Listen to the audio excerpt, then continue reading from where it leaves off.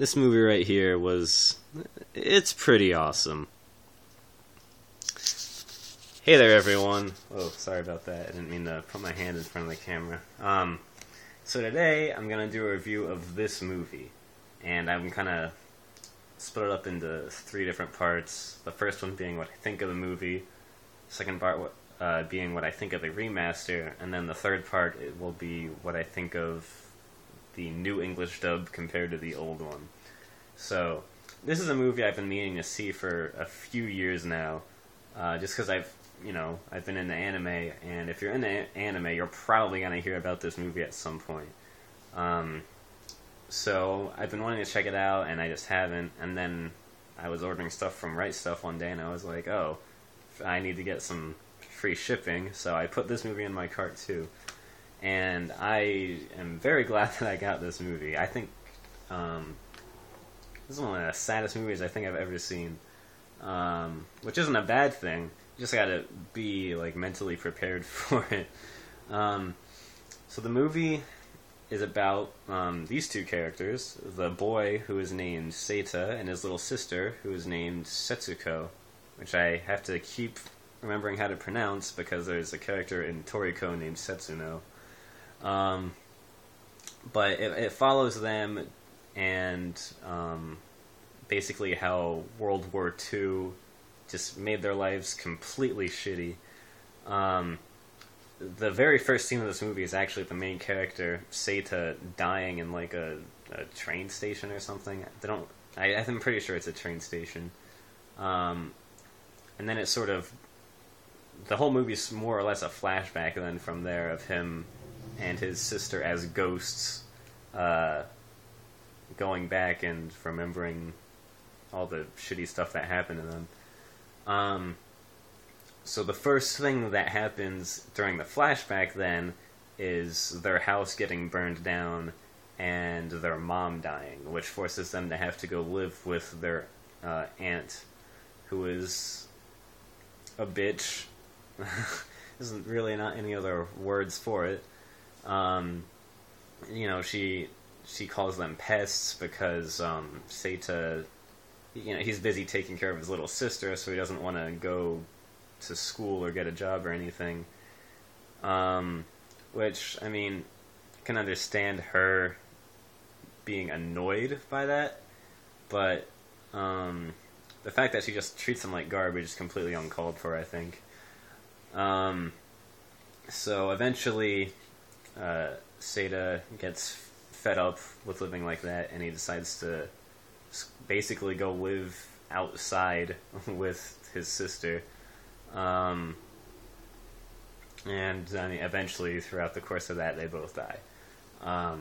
Which, it's not really much of a spoiler, since the movie starts off and you see them both as ghosts. But I'm not going to go into the details of how all that stuff happens exactly. So, as far as the remaster goes, this is, honestly, the best remaster I've ever seen. I really liked the Yu Hakusho Blu-rays. I thought the Dragon boxes were awesome. But this is just far and beyond better than both of those remasters. I think you could fool someone into thinking that this movie was made in the, early 2000s, probably, despite it being from 1988. Just an amazing job that they did, and I think this movie deserves having such an awesome remaster. It was done by Studio Ghibli, so the animation already just looks great. There's just a bunch of digital noise that they had to clean up, really.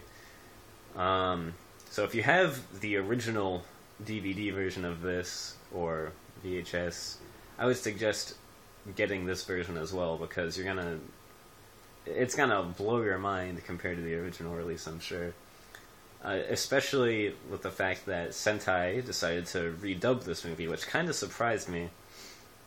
But, I think that they did an awesome job with the dub, honestly. If you watch the original dub, you'll notice that a lot of times the mouth movements won't match up with the dialogue. And sometimes the way they say things are a little like, I don't know why they decided to, emphasize this part of that sentence or whatever. And I feel like Sentai really did a great job with fixing both of those issues. And both versions use pretty much the same dub, but Sentai just sort of reworded a couple things and for certain, to match certain mouth movements, which, that's cool. I'm fine with that. But definitely, whatever dialogue track you decide to watch this in is gonna be awesome. I mean, I haven't watched it in Japanese, but I'm sure the Japanese version is great. That's pretty much it. If you're a fan of Studio Ghibli, and check this out, it's not really like anything else Ghibli has done. When I think of Ghibli, I think of super happy stuff. All the Spirited Away was just kind of weird. But,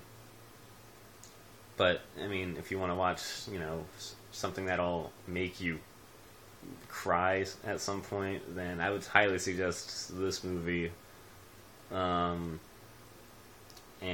yeah, I would easily give this movie a 10 out of 10.